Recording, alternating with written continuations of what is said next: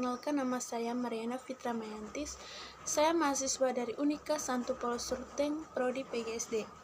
Pada kesempatan ini, kita akan membahas tentang pertahanan dan keamanan Indonesia. Yuk kita saksikan bersama videonya.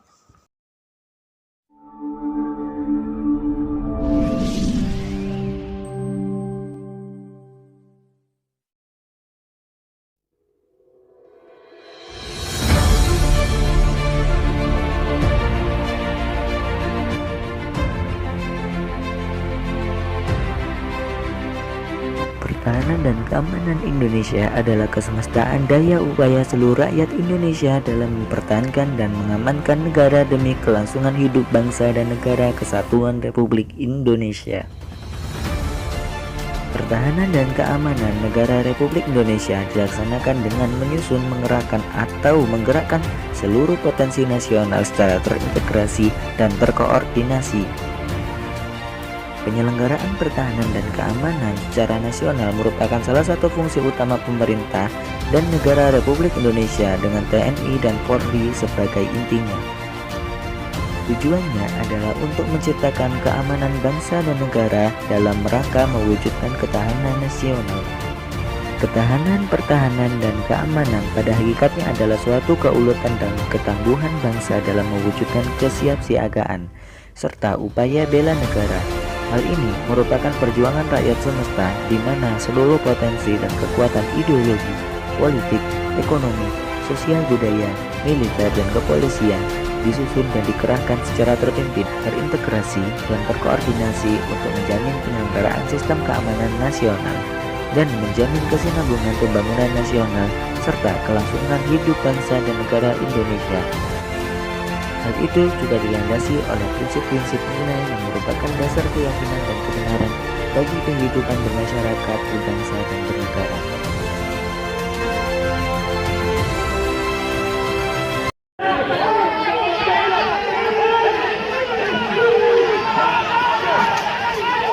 Unjuk rasa peringatan 64 tahun Deklarasi Kemerdekaan Bangsa West Papua di Kota Makassar, Sulawesi Selatan pada Senin siang sempat ricuh. Mahasiswa Papua yang tergabung dalam Forum Solidaritas Pelajar dan Mahasiswa Peduli Rakyat Papua dan Front Rakyat Indonesia untuk West Papua tiba-tiba berlari menuju barikade polisi. Di sini ada perletnya adik-adik.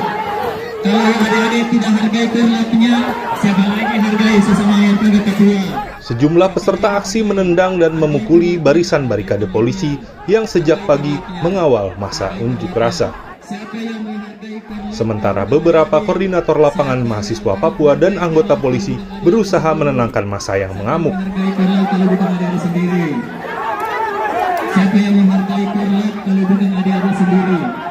Insiden kericuhan ini terjadi di depan Rumah Sakit Khusus Daerah Makassar. Di Jalan Lanto Daeng Pasewang, peristiwa aksi tak jauh dari gedung Asrama Papua. Beberapa massa mengamuk karena menolak diminta mundur oleh Korlap.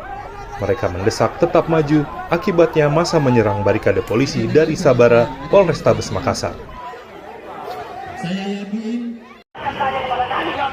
Aksi di sekitar asrama mahasiswa Papua untuk memperingati 64 tahun Deklarasi Kemerdekaan Papua Barat, yaitu pengibaran pertama bendera bintang kejora sebagai simbol perjuangan pada 1 Desember 1961.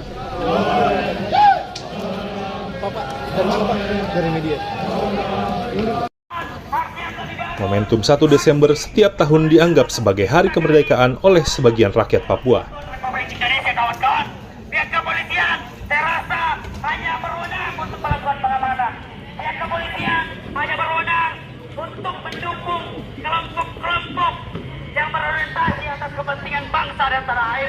Sama tadi videonya, menurut saya, pertahanan dan keamanan Indonesia adalah kemestaan daya upaya seluruh rakyat Indonesia dalam mempertahankan dan mengamankan negara demi kelangsungan hidup bangsa dan negara kesatuan Republik Indonesia. Pertahanan dan keamanan negara Republik Indonesia dilaksanakan dengan menyusun, menggerakkan atau menggerakkan seluruh potensi nasional secara terintegrasi dan terkoordinasi. Penyelenggaraan pertahanan dan keamanan secara nasional merupakan salah satu fungsi utama pemerintahan dan negara Republik Indonesia dengan TNI dan Polri sebagai intinya. Terus tujuannya adalah untuk menciptakan keamanan bangsa dan negara dalam rangka mewujudkan ketahanan nasional di Indonesia. Ketahanan, pertahanan, dan keamanan pada hakikatnya adalah suatu keuletan dan ketangguhan bangsa dalam mewujudkan kesiapsiagaan serta upaya bela negara.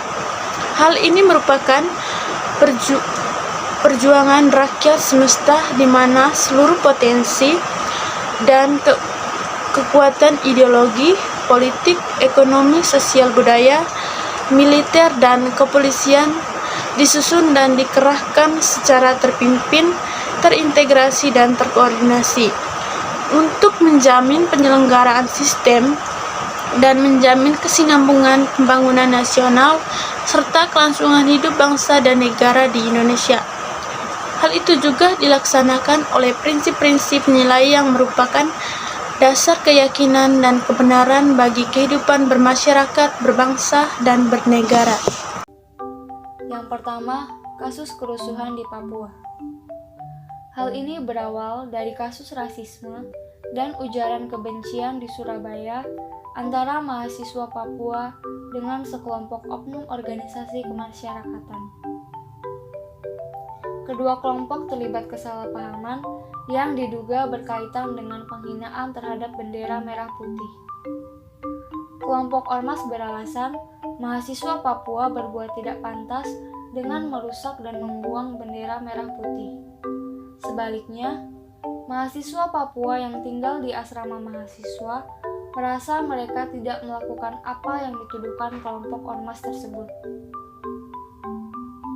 Menyikapi kasus ini, aparat bertindak tegas dengan melakukan evakuasi paksa terhadap puluhan mahasiswa Papua. Kondisi ini dilakukan aparat sebagai bentuk pemeriksaan terhadap kasus penghinaan tersebut. Tetapi menjadi masalah sebab aparat juga melakukan tindakan kasar dengan menjebol pintu pagar asrama dan menembakkan gas air mata ke mahasiswa Papua. Ini menyebabkan eskalasi konflik berkembang pesat dan menyebabkan tindakan kekerasan di bumi Papua. Tindakan polisi yang menggunakan kekerasan dinilai menyulut konflik dan membuat warga Papua melakukan tindakan balasan di tanah Papua. Demonstrasi menyikapi kasus ini berkembang pesat di Manokwari, Jayapura, dan Wamena. Tidak terbatas menyampaikan aspirasi, sebab berujung kepada tindakan kekerasan dengan merusak fasilitas publik, pembakaran, pembunuhan terhadap warga pendatang, dan kekerasan terjadi di banyak wilayah Papua, sehingga mengundang keprihatinan bersama. Apalagi kemudian muncul berbagai macam kepentingan seperti intervensi asing terhadap kekerasan tersebut dan adanya dugaan keterlibatan organisasi Papua Merdeka. Di tengah berbagai ketidakstabilan politik, ekonomi, sosial, budaya, dan keamanan, ini jelas membutuhkan solusi agar persoalan ini cepat mereda, tuntas, dan tidak berdampak kepada disintegrasi bangsa. Indonesia adalah negara besar dengan ribuan pulau, beragam suku, dan kekayaan alam melimpah. Untuk menjaga kedaulatan dan keamanan bangsa, Indonesia memiliki sistem pertahanan dan keamanan nasional yang kuat dan teratur. Pertama, mari memahami 3 istilah penting pengertian dari konsep pertahanan negara dan keamanan negara.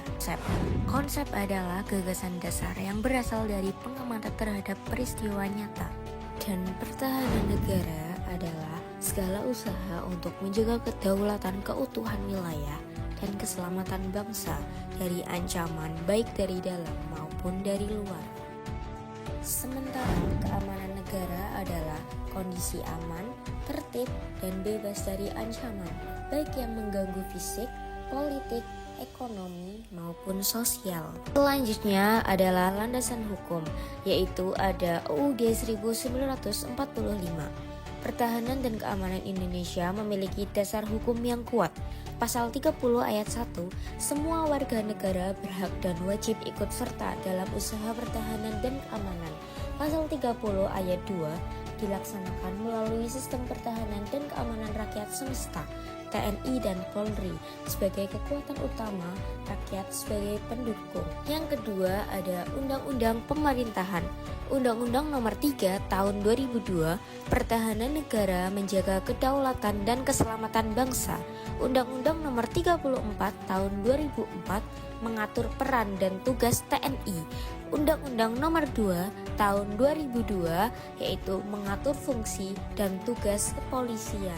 Selanjutnya ada TAP MPR Nomor 6 Tahun 2000, yaitu menegaskan pemisahan peran TNI sebagai pertahanan dan Polri sebagai keamanan. Slide selanjutnya, prinsip pertahanan dan keamanan. Dilaksanakan berdasarkan nilai Pancasila dan Undang-Undang 1945 yang memegang prinsip kemerdekaan, kedaulatan bangsa, keadilan sosial, demokrasi, hak asasi manusia, kesejahteraan umum, lingkungan hidup, ketentuan hukum nasional dan internasional, dan hidup berdampingan secara damai. Kemudian ada tujuan dan fungsi. Apa tujuan pertahanan dan keamanan negara? Pertama, menjaga kedaulatan negara. Kedua, mempertahankan keutuhan wilayah NKRI. Ketiga, melindungi seluruh bangsa dari ancaman. Fungsinya adalah menjaga wilayah Indonesia sebagai satu kesatuan pertahanan serta menciptakan stabilitas keamanan nasional. Kemudian selanjutnya, sistem pertahanan dan keamanan. Indonesia menggunakan sistem pertahanan dan keamanan rakyat semesta. Artinya, seluruh rakyat, sumber daya alam, dan fasilitas nasional berperan dalam pertahanan negara. Wujudnya tampak dalam bela negara, yaitu sikap dan tindakan warga negara yang dilandasi cinta tanah air, seperti disiplin, taat hukum, semangat persatuan, dan kesediaan ikut pelatihan dasar militer atau pengabdian sesuai profesi. Selanjutnya ada peran setiap komponen. Peran komponen yang pertama adalah warga negara. Kita sebagai warga negara mempunyai hak sekaligus kewajiban untuk ikut serta menjaga keamanan. Caranya dengan mentaati hukum, menjaga lingkungan tetap aman, ikut kegiatan sosial, hingga mengikuti program bela negara. Nah, peran komponen yang kedua ada TNI atau Tentara Nasional Indonesia. Jadi Tentara Nasional Indonesia itu dibagi menjadi 3, yaitu TNI AD, TNI AU, dan TNI AL. TNI AD itu Tentara Nasional Angkatan Darat, jadi tugas mereka ada di darat. Kemudian TNI AU yaitu Tentara Nasional Indonesia Angkatan Udara, mereka bekerja di udara. Kemudian yang ketiga itu TNI AL, yaitu Tentara Nasional Indonesia Angkatan Laut, jadi tugas mereka adalah di laut. Jadi TNI atau Tentara Nasional Indonesia adalah kekuatan utama pertahanan. Tugas pokoknya adalah menegakkan kedaulatan, mempertahankan keutuhan wilayah NKRI, dan melindungi seluruh bangsa. TNI melakukan operasi militer untuk perang dan operasi selain perang seperti mengatasi terorisme, mengamankan perbatasan, membantu bencana, menjaga objek vital hingga misi perdamaian dunia. TNI terdiri dari 3 matra, Angkatan Darat, Angkatan Laut, dan Angkatan Udara. Kemudian peran komponen yang ketiga adalah Polri atau Kepolisian Negara Republik Indonesia. Jadi, Polri berperan menjaga keamanan dan ketertiban dalam negeri. Tugasnya meliputi menegakkan hukum, melindungi dan mengayomi masyarakat, pengamanan lalu lintas, penyidikan tindak kriminal, hingga memberi bantuan dalam situasi bencana. Itu tidak selalu berarti ikut ke dalam militer, tetapi kita bisa melakukan bela negara dalam kehidupan sehari-hari, contohnya di dalam kehidupan sekolah. Lalu apa saja yang bisa kita lakukan? Yaitu yang pertama adalah kita bisa dengan menghormati simbol negara seperti menghormat bendera, terus mematuhi peraturan, kemudian disiplin belajar, menjaga kebersihan lingkungan, menjaga persatuan, dan gotong royong di sekolah. Dalam menjaga pertahanan dan keamanan, Indonesia menghadapi berbagai bentuk ancaman, seperti ancaman bencana alam, kemudian ancaman militer seperti terorisme, konflik perbatasan, kejahatan siber, dan peredaran narkoba. Oleh karena itu, sistem pertahanan Indonesia harus kuat dan selalu siap menghadapi perubahan situasi. Tahukah kamu fakta menarik sistem pertahanan Indonesia? Indonesia dikenal sebagai negara kepulauan terbesar di dunia dengan lebih dari 17.000 pulau dan garis pantai terpanjang kedua di dunia. Jadi Indonesia membutuhkan pertahanan maritim, udara, dan darat yang kuat. Dengan kondisi geografis ini, membuat pertahanan Indonesia unik dan strategis. Pertahanan dan keamanan Indonesia bukan hanya tugas TNI dan Polri, tetapi tugas seluruh warga negara.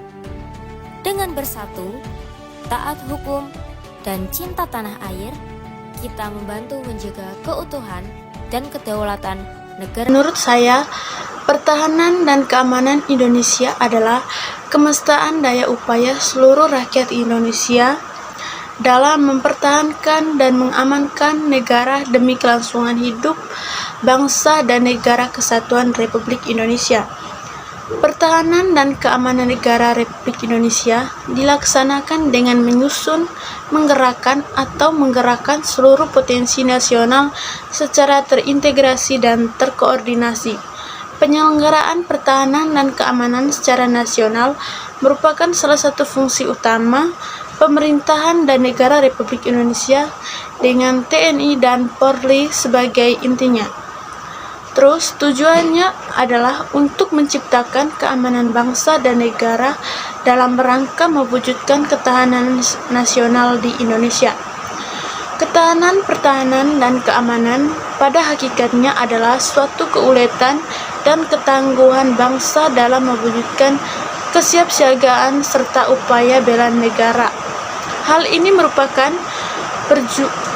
perjuangan rakyat semesta di mana seluruh potensi dan kekuatan ideologi, politik, ekonomi, sosial, budaya, militer, dan kepolisian disusun dan dikerahkan secara terpimpin, terintegrasi, dan terkoordinasi untuk menjamin penyelenggaraan sistem dan menjamin kesinambungan pembangunan nasional serta kelangsungan hidup bangsa dan negara di Indonesia. Hal itu juga dilaksanakan oleh prinsip-prinsip nilai yang merupakan dasar keyakinan dan kebenaran bagi kehidupan bermasyarakat, berbangsa, dan bernegara.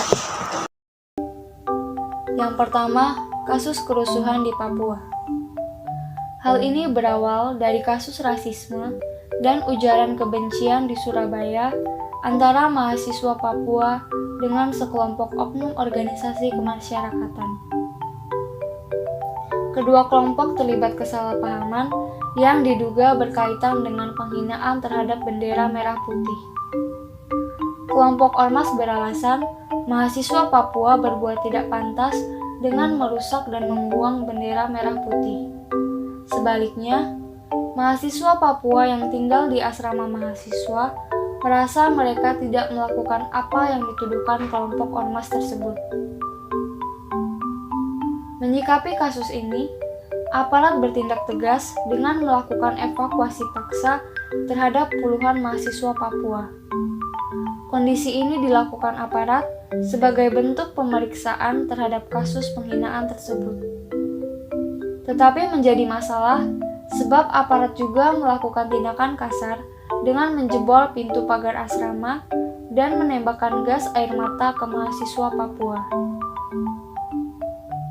Ini menyebabkan eskalasi konflik berkembang pesat dan menyebabkan tindakan kekerasan di bumi Papua. Tindakan polisi yang menggunakan kekerasan dinilai menyulut konflik dan membuat warga Papua melakukan tindakan balasan di tanah Papua. Demonstrasi menyikapi kasus ini berkembang pesat di Manokwari, Jayapura, dan Wamena. Tidak terbatas menyampaikan aspirasi, sebab berujung kepada tindakan kekerasan dengan merusak fasilitas publik, pembakaran, pembunuhan terhadap warga pendatang, dan kekerasan terjadi di banyak wilayah Papua, sehingga mengundang keprihatinan bersama. Apalagi kemudian muncul berbagai macam kepentingan seperti intervensi asing terhadap kekerasan tersebut dan adanya dugaan keterlibatan organisasi Papua Merdeka. Di tengah berbagai ketidakstabilan politik, ekonomi, sosial, budaya, dan keamanan, ini jelas membutuhkan solusi agar persoalan ini cepat mereda, tuntas, dan tidak berdampak kepada disintegrasi bangsa. Kasus kedua yaitu Gerakan Aceh Merdeka. GAM lahir karena kegagalan Gerakan Darul Islam pada masa sebelumnya. Darul Islam muncul sebagai reaksi atas ketidakberpihakan Jakarta terhadap gagasan formalisasi Islam di Indonesia. Darul Islam adalah sebuah gerakan perlawanan dengan ideologi Islam yang terbuka. Bagi Darul Islam, dasar dari perlawanan adalah Islam, sehingga tidak ada sentimen terhadap bangsa-bangsa lain. Bahkan ideologi Islam adalah sebagai perekat dari perbedaan yang ada. Gagasan ini juga berkembang dalam gerakan Darul Islam di Aceh. Akan tetapi, pasca berhentinya perlawanan Darul Islam Aceh, keinginan Aceh untuk melakukan Islamisasi di Indonesia menjadi lebih sempit hanya kepada Aceh. Perubahan ini terjadi disebabkan karena kegagalan Darul Islam di seluruh Indonesia, sehingga memaksa orang Aceh lebih realistis untuk mewujudkan cita-cita. Yang menjadi menarik adalah GAM yang melanjutkan tradisi perlawanan Aceh ternyata tidak melanjutkan ideologi Islam yang terlebih dahulu digunakan oleh Darul Islam. Sebagaimana yang disebutkan bahwa GAM lebih memilih nasionalisme Aceh sebagai isu populisnya. Kemunculan GAM pada masa awalnya langsung mendapat respon oleh pemerintahan Orde Baru dengan melakukan operasi militer yang represif, sehingga membuat GAM kurang bisa berkembang. Walau demikian, GAM juga melakukan pelebaran jaringan yang membuat mereka kuat, baik pada tingkat internasional maupun menyatu dengan masyarakat, dan GAM bisa terus bertahan. Pada masa Orde Baru, GAM memainkan dua wajah. Satu wajah perlawanan dengan pola-pola kekerasan yang dilakukan, dan strategi ekonomi politik yang dimainkan dengan mengambil uang pada proyek-proyek pembangunan. Yang ketiga yaitu kasus ketahanan nasional di bidang budaya. Telah beberapa kali negeri jiran Malaysia membuat panas hati sebagian besar masyarakat Indonesia. Negara yang mengusung slogan Truly Asia telah berulang kali mengeklaim kebudayaan Indonesia sebagai miliknya, sebagaimana contoh kejahatan kemanusiaan, contoh kejahatan korporasi, maupun contoh kejahatan kerah putih. Berikut sebagian datanya. Yang pertama, Malaysia mengeklaim dan mempatenkan batik motif parang rusak, angklung, wayang kulit, hingga rendang. Yang kedua, lagu yang sangat mirip Rasa Sayang menjadi soundtrack iklan pariwisata Malaysia yang dicurigai diambil dari lagu Rasa Sayangi. Yang ketiga, para seniman Ponorogo kaget oleh munculnya tari barongan yang sangat mirip reok Ponorogo. Yang keempat, pada acara Kemilau Nusantara 2007 di Bandung, Wakil Duta Besar Malaysia untuk Indonesia, Datuk Abdul Aziz Harun, mengancam mengeklaim bahasa Indonesia sebagai bahasa Melayu. Yang kelima, tari pendek menjadi iklan acara Discovery Channel bertajuk Enigmatic Malaysia. Selanjutnya yaitu yang keempat, pancagrata dan konflik sosial. Dalam konteks geopolitik dan geostrategis yang dianut oleh Indonesia, di mana geopolitik diejawantahkan sebagai wawasan Nusantara dan geostrategi sebagai konsep ketahanan nasional, menurut Profesor Ermaya Suradinata dalam Etika Pemerintahan dan Geostrategis Indonesia tahun 2012, maka konflik di media sosial sangat mengancam keduanya. Unsur-unsur kekuatan nasional disebut dengan nama Astagatra yang terdiri dari Trigatra dan Pancagatra. Trigatra adalah aspek alamiah yang terdiri atas penduduk, sumber daya alam, dan wilayah atau geopolitik, dan Pancagatra adalah aspek sosial yang terdiri atas ideologi, politik, ekonomi, sosial budaya, dan pertahanan, keamanan atau geostrategis. 8 unsur tersebut dapat mempengaruhi seberapa kuat suatu negara dalam menjamin kelangsungan hidup bangsa dan negaranya. Ketika salah satu atau beberapa unsur mengalami pelemahan, maka bisa berpengaruh kepada unsur yang lain, bahkan semua undur. Dengan kata lain, kuat atau lemahnya tingkat ketahanan nasional akan mempengaruhi kemampuan bangsa dalam menghadapi ancaman kekuatan yang terjadi, baik ancaman dari luar dan dari dalam negeri. Konflik di media sosial merupakan masalah yang terjadi dalam kehidupan bermasyarakat yang termasuk dalam 5 aspek sosial atau Pancagatra. Dalam konflik di media sosial melingkupi konflik yang terkait dengan ideologi, politik, ekonomi, sosial budaya, dan hankam. Lemahnya aspek sosial tersebut memberikan pengaruh buruk kepada aspek alamiah yaitu penduduk, sumber daya alam, dan wilayah. Oleh karena itu, ada alasan kuat untuk menyatakan bahwa potensi konflik di media sosial dapat mengancam ketahanan nasional Indonesia. Konflik sosial akan melemahkan aspek ideologi, politik, sosial budaya, dan pertahanan keamanan yang pada akhirnya juga berpengaruh pada aspek penduduk, sumber daya alam, dan wilayah. Melihat kondisi memprihatinkan tersebut, harus dicari jalan perbaikannya.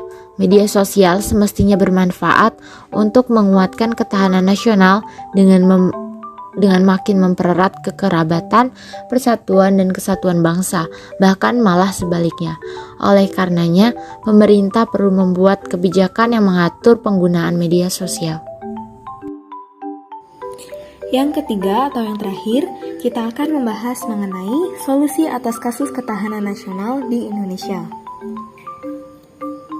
Tentara Nasional Indonesia atau TNI menjadi garda terdepan mengamankan kepentingan nasional dan kedaulatan Indonesia. Setiap upaya makar yang mengganggu kepentingan nasional, maka TNI dapat mengambil tindakan tegas terhadap kelompok separatisme dengan melakukan operasi militer untuk menghentikan kerusuhan, kekacauan, dan huru-hara yang ditimbulkan kelompok tersebut. Salah satu contoh aksi nyata dari para TNI yaitu TMDD. Kepala Staf TNI AD, Jenderal TNI Mulyono, menyebutkan TNI Manunggal telah membangun desa yang menjadi salah satu solusi untuk mewujudkan ketahanan nasional. Oleh karena itu, beliau berharap TMMD jangan dianggap hanya berjalan biasa-biasa saja, namun sebagai kegiatan luar biasa yang memerlukan upaya terobosan dan dukungan dari seluruh komponen bangsa yang sinergi dan solid, serta terus ditingkatkan sesuai dengan perkembangan terkini dan kebutuhan masyarakat. Hal itu merupakan salah satu peran TNI Angkatan Darat untuk berpartisipasi aktif dalam pembangunan Indonesia dari pinggiran dan meningkatkan kualitas hidup manusia Indonesia melalui program Indonesia Pintar, Indonesia Sehat, Indonesia Kerja, dan Indonesia Sejahtera. Mulyono yang sekaligus PJO TMMD itu mengatakan untuk meningkatkan kualitas sumber daya manusia Indonesia, maka beberapa kegiatan TMMD juga diarahkan pada sektor pendidikan. Kegiatan sektor pendidikan itu baik dalam rangka mendukung kelancaran penyelenggaraan pendidikan maupun meningkatkan kekebalan atau imunitas kepada generasi muda terhadap dampak globalisasi dan perang proksi. Kegiatan yang telah dilaksanakan selama ini diantaranya perbaikan fasilitas dan bangunan sekolah, penyuluhan keagamaan, kesehatan dan hukum, serta pembekalan wawasan kebangsaan dan kesadaran bela negara oleh seluruh jajaran TNI Angkatan Darat kepada generasi muda, baik secara formal dan non-formal. Ia juga menambahkan, Rakornis untuk mengkoordinasikan dan menyamakan serta memadukan visi, misi, persepsi, dan arah kebijakan pelaksanaan TMMD ke-101 seluruh instansi yang terkait. Hakikat program TMMD adalah wujud pelestarian nilai luhur bangsa Indonesia, yaitu gotong royong dalam pembangunan masyarakat.